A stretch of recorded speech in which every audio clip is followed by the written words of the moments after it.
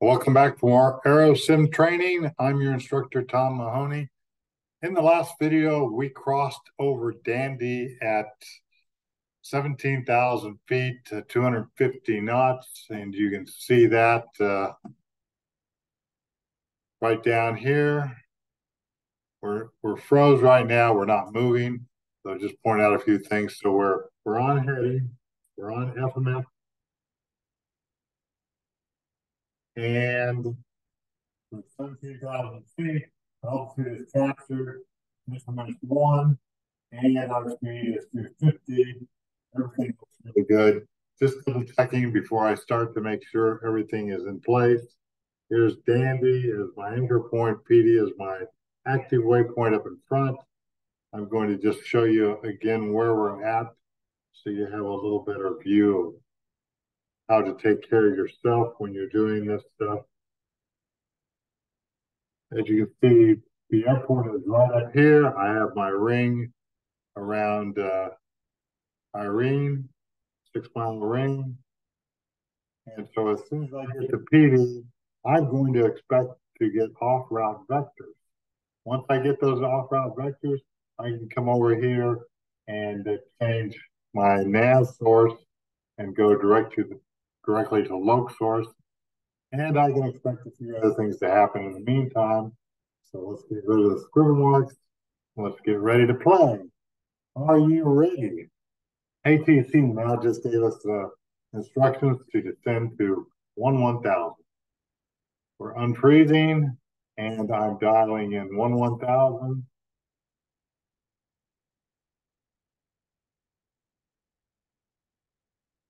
And I'm going to select speed mode, actually not speed mode, but descent mode. And I'm going to pull my thrust levers back. I'm going up here to confirm everything I did. It looks like I'm a little fast, so I'm going to slow my speed back down to 250. And we're slowing 250 now. And things are good. We have altitude armed to capture when we get to 11,000 feet. Coming up on PD. And I'm going to expect vectors as soon as we get to PD so that we can set up for vectors for the ILS 17 left. To recall, the weather was pretty good, 10 statute miles visibility, but it just doesn't matter in this simulator. Folks, this is all about procedures. If we do the procedures absolutely correct, this thing will fly just like the real airplane.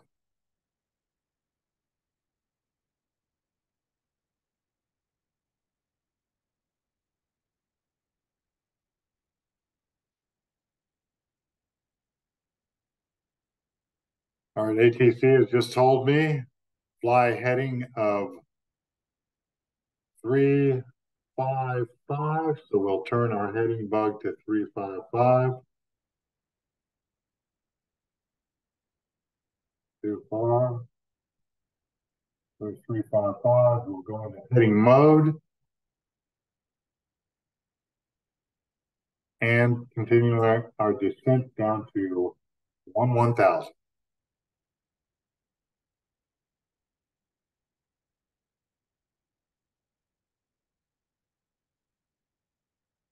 Now that we're getting an off-route vector, we can go ahead and change our FMS to loc nav source. There it is. We've got our inbound course. Loc is showing up in red because we're not within the service volume. We're probably outside the localizer frequency band.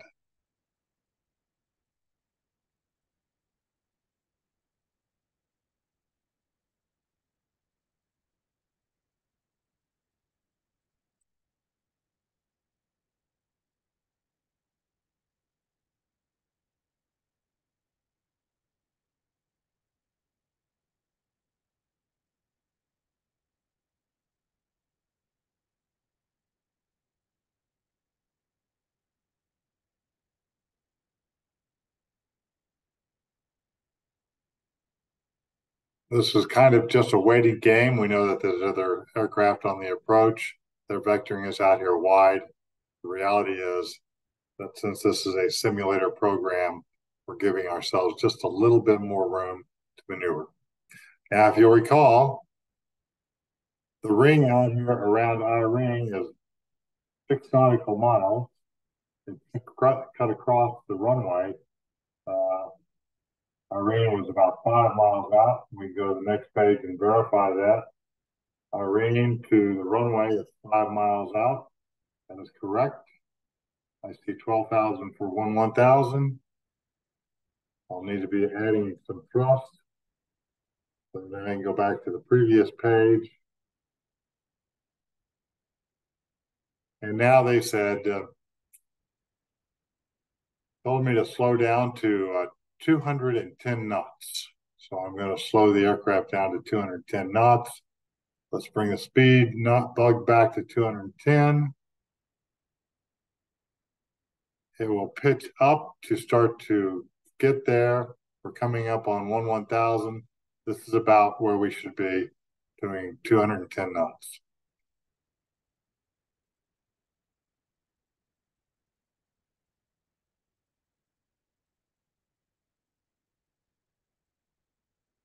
And they told us now to turn to a heading of 340.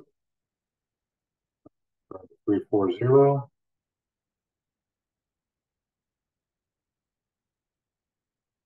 And I'm coming up on the speed.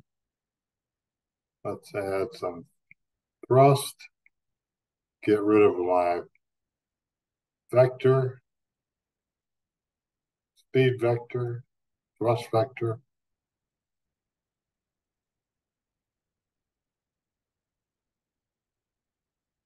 Get back into heading mode. I am. So there it is. Heading mode, descending. I'm still doing a descent at 210, 300 feet above 11,000 feet.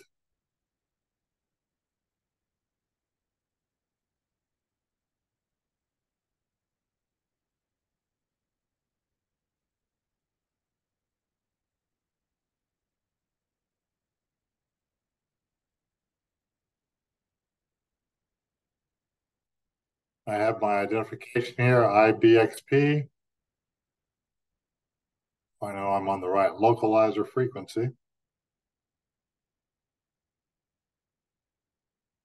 Now, if you remember, the ring is 6 mile ring, and it is my speed ring and my altitude limit ring for situational awareness.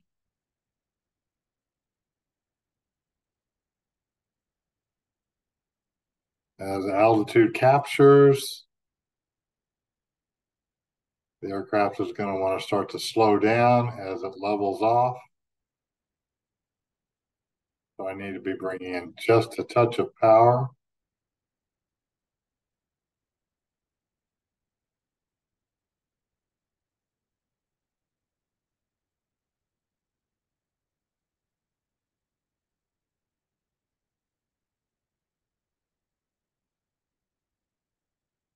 And I can accelerate this just a little bit with my magic button up here.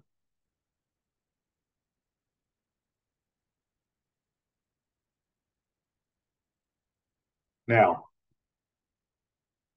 since it's going to take you a few tries to get this done right, what I would do is I'd go ahead and freeze the flight for you right now. And let's go over and take a snapshot. I'm a beam the airport, a beam actually, pretty much a beam the airport. This will give me a chance to come back. And instead of starting all over from out there at Dandy, I'll take a snapshot here. I'll save this and I'll say something like Denver approach. Or I'll say, let's make it more specific. 17 left space. Denver.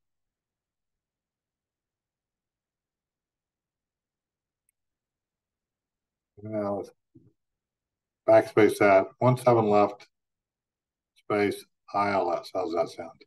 ILS space KDEN. I like that one. That's one I can remember. So let's go ahead and save that. That's now saved. I'm going to go ahead and unfreeze. Now, if I botch this up for some reason, I can just go back to that point and try it all over again.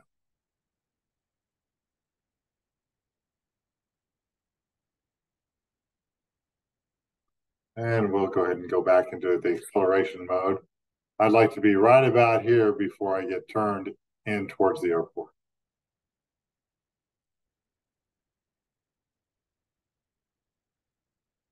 And while I'm waiting, as I said, this was an altitude reading and speed reading.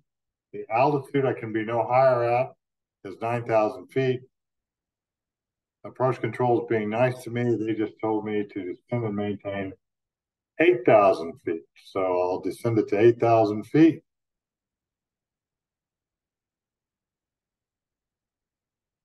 I'll select speed or not speed, but descent mode and pull my throttles back to idle.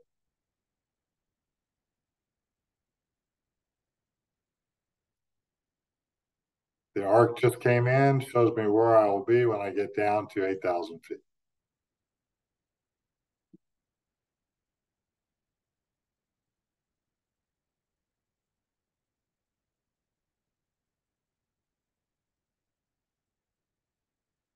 Now, approach just told me to turn to a heading of 270. So I'll turn to 270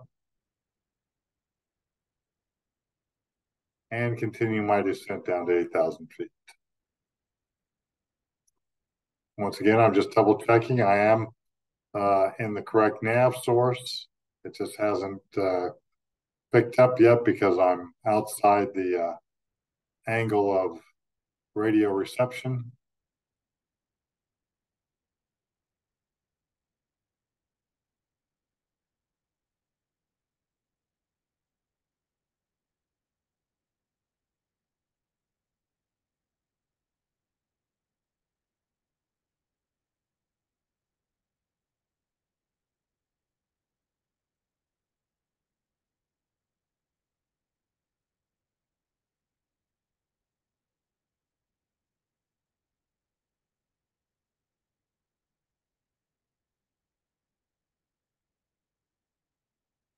Now, I can go ahead and intercept the glide slope at 8,000 feet. That means I'm going to intercept it outside of Irene, but I'd prefer to intercept the glide slope at 7,000 feet. So I'm kind of sitting here hoping they give me a lower altitude than 8,000 feet. And somebody has just said 9,000 for 8,000, but I'm still pretty comfortable yet. I just got to realize that when I level off and the altitude captures, I need to add power.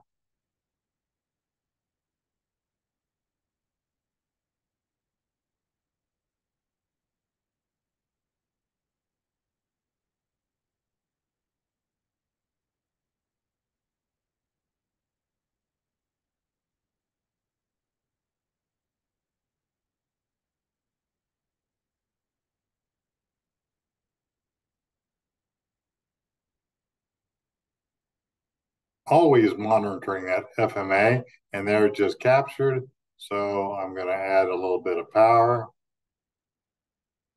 to hold my speed at 210. And they've told me to change my heading to about 260. That'll give me a nice, not an intercept angle, but it'll put me about the distance away I'd like to go ahead and be able to intercept. Not doing anything now. I'm just sitting up waiting for my next clearance. And I can decrease the range. Looks a little better, a little easier to see.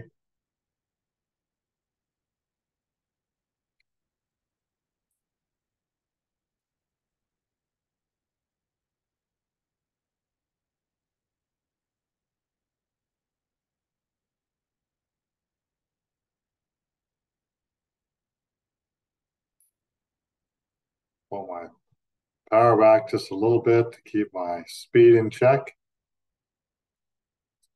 I'm likely to have other aircraft right out in front of me. ATC gets pretty persnickety if you're going 10 knots too fast, especially when you're in the airport environment.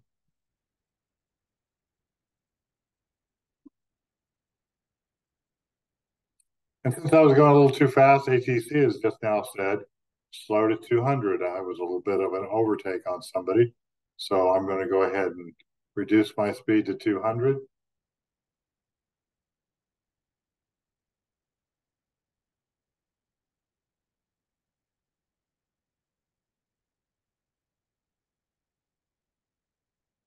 And I'm expecting a turn to about a 30-degree intercept angle to the course. They're giving that to me now. Midwest 100 or whatever my call sign happens to be today, turn to a heading of 210. Maintain 8,000 till intercepting maintain 8,000 feet, intercept the localizer. So in that case, I'm going to get over to my heading and maintain 8,000 feet. They said intercept the localizer, which is not a clearance for the approach. So I will put it back into nav mode. Localizer is armed to intercept the localizer.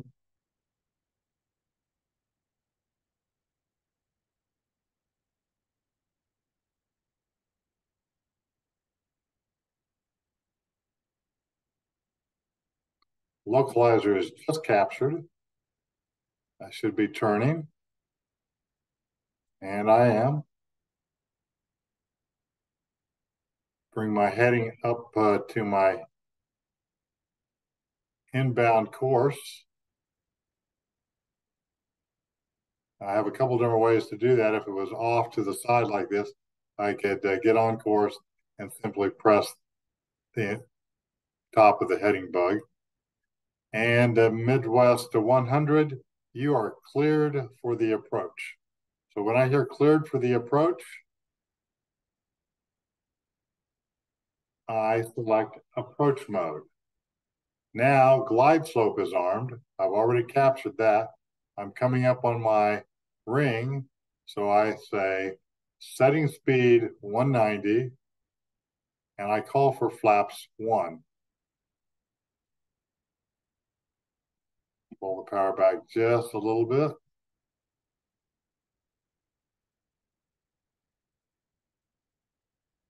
And then I say setting speed 180. I call for flaps 8.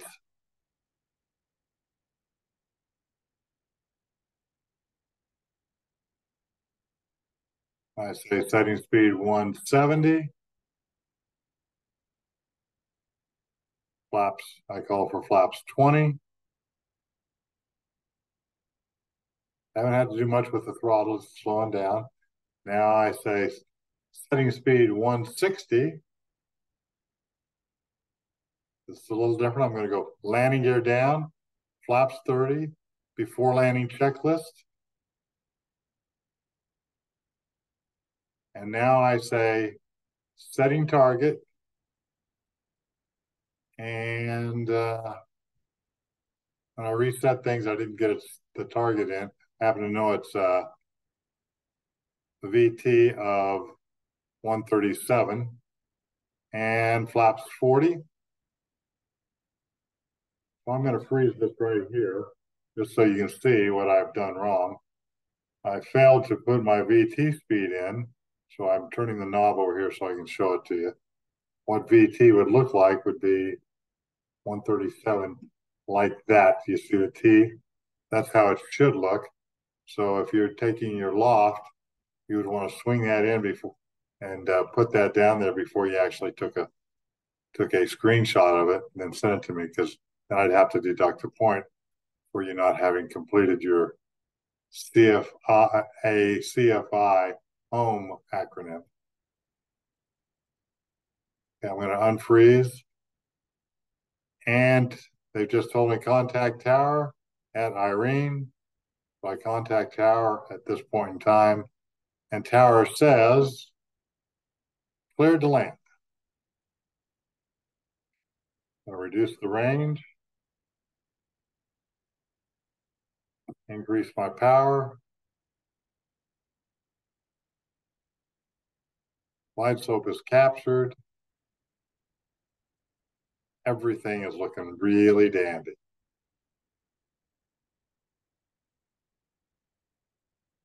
Now, if you're set up like this on your loft, you would freeze, you would take a snapshot, and that would conclude all the grading I'm going to do for you.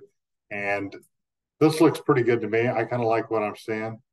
I'm pretty much on speed. I could possibly push the thrust levers up just a little bit. Localizers captured, glide slopes captured. Everything's looking really dandy. I've got my landing gear down. I'm at full flaps. Spoilers are fully retracted. You don't want the spoilers out when you are fully configured for landing. I'm at 1,500 feet. My radar altimeter, bring the power back just a little bit.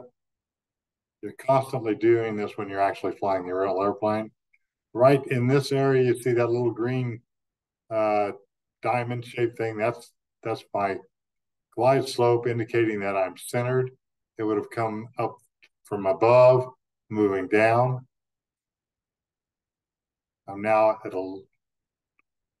1,000 feet, coming up on 1,000 feet. I would hear that enunciation in the aircraft. It would say 1,000 feet, possibly, depending on the airline you're working for, they're going to want one of the pilots to call out 1,000 feet.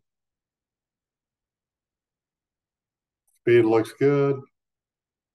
And that's what you're really checking on to make sure you're stabilized at 1,000 feet. If you are not stabilized at 1,000 feet, then you would be doing a go around.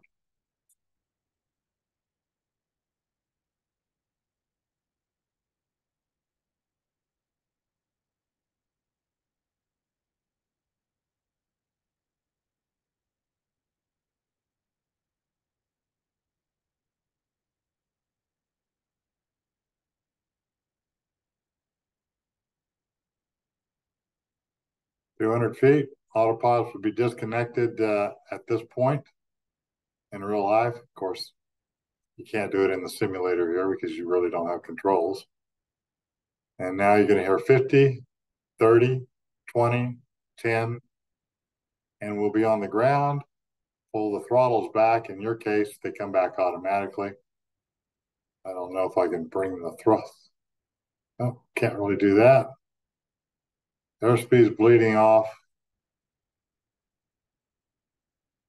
I would see somewhere, not on these screens, but reverse thrust would be enunciated. And I'm coming to a stop.